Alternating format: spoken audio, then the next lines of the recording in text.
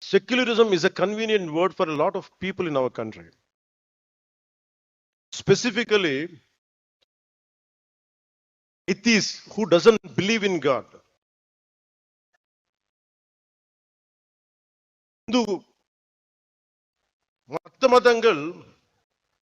What these atheists say, they don't believe in God.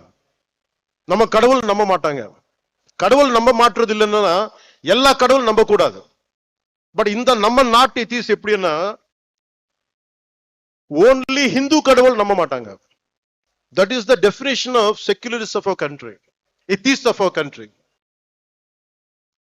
This is the issue of our country.